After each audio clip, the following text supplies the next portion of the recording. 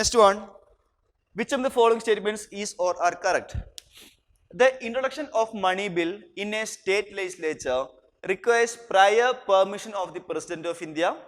2. The number of ministers in the state, including the chief minister, shall not be less than 12.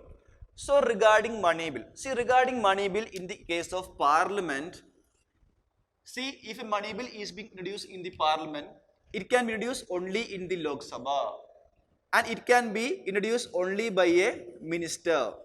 And one more thing to note on is that if a money bill has to be introduced in the Lok Sabha, then prior recommendation of the President is mandatory. Prior recommendation of President of India is mandatory. Similarly, if a money bill has to be introduced in the state legislature, it can be introduced only in legislative assembly. That means the money bill can be introduced only in the lower house, either in the parliament or in the state legislature. If it is in the state legislature, then the prior recommend of governor is mandatory and not of the President of India.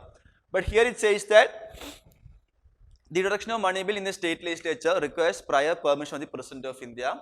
That's a wrong statement here. Okay. Regarding 2, the number of ministers in the state, including the chief minister, shall not be less than 12. That is a correct statement only. Why? Because through 91st Amendment Act, it inserted a provision that, in case of center, assume that in case of center, the maximum strength of Council of Ministers shall not exceed 15% of the strength of Lok Sabha. Similarly, the maximum strength of State Council of Ministers also should not exceed 15% of the strength of Legislative Assembly. So, whatever the strength of the lower house, the Council of Ministers number shall not exceed 15% of the strength of their respective lower house. But in case of states, there is one more criteria that regarding state, minimum there must be 12 ministers. Okay. Regarding the Central Council of Ministers, the only condition is that the maximum strength shall not exceed 15% of the strength of Lok Sabha. In case of state, it says that again the maximum strength shall exceed 15% of strength of Legislative Assembly, but also minimum there must be 12 ministers in a state. This provision was added by 91st Amendment Act. So here the second statement also becomes a right one. Why? Because it says that number of ministers in a state, including CM, shall not be less than 12. That is a correct statement only. So answer becomes option B, that is 2 only. Okay. Next one. Consider the following statements.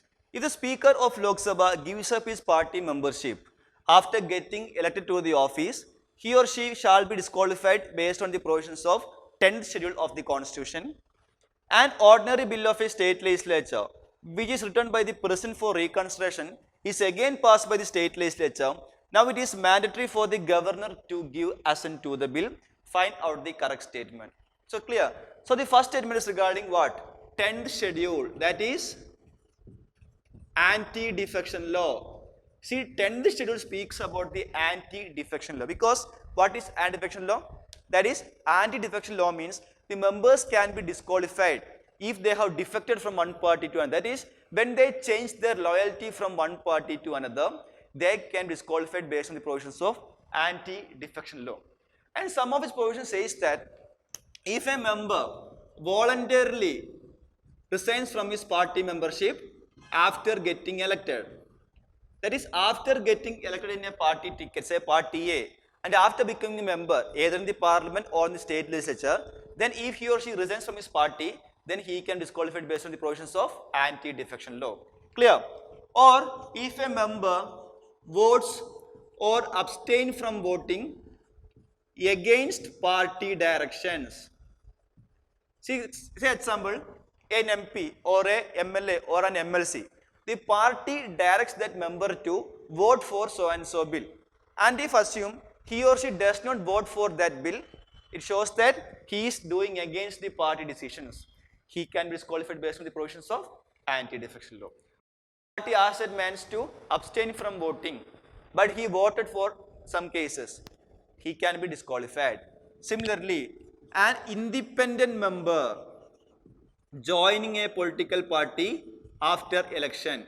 That is, after election, he stood as independent member, and after winning, he joins a political party, then also he can be disqualified. Or a nominated member joins a political party after 6 months period. That is, after being nominated to either parliament or state legislature, okay, then within 6 months, he or she can join any political party. After the expiry of 6 months, if he or she joins, he or she can be disqualified based on the provisions of anti-defection law. But there is an exception here. That is, see, from among the members, they choose whom? The presiding officer. So once a member is chosen to the office of speaker, and if he resigns from his party membership, he will not be disqualified based on the provisions of anti-defection law. Why? Because to maintain the independence or impartiality of that office, the office of Speaker of Lok Sabha, okay, then he or she can resign from the party membership after getting elected to that office. This is an exception provided under anti-defection law. And now read the question. If the Speaker of Lok Sabha gives up his party membership after getting elected to that office, he or she shall be disqualified based on the provisions of 10th schedule. No. Why? Because an exception is given to that presiding officer to maintain the impartiality of the office. So one is a wrong statement here. Clear? Moving on to second one.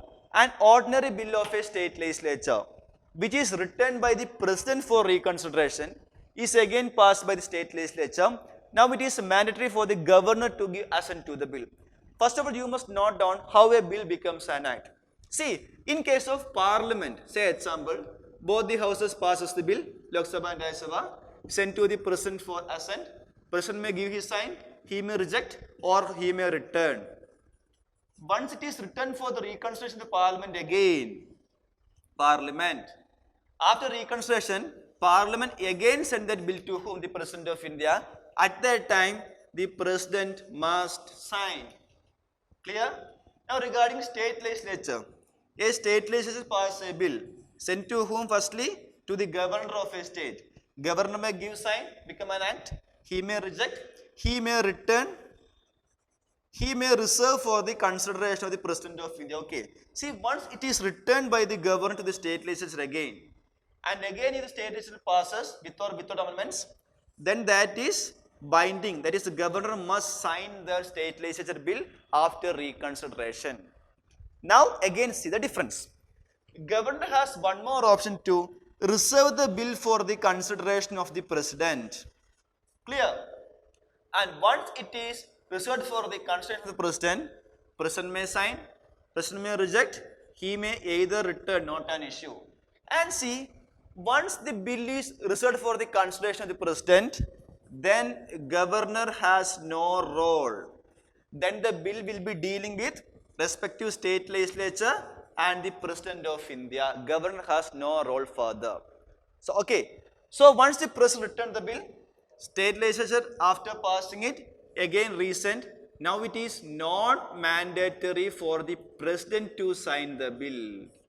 He can still return, not an issue, or he may reject, or he may give us his option again. So that veto is given for whom? The President of India regarding state bill. So once a bill is reserved for the consideration of the President of India, governor has no further role. Clear? Now read the second one. An ordinary bill of state legislature which is written by the president. This shows that the governor has reserved the bill for the consideration of the president. This shows that again governor has no role. And again passed by the state legislature. Now it is mandatory for the governor. See, again governor has no role. Clear? So that makes the second statement also wrong. So since both statements are wrong here, answer becomes option D. That is neither one nor two.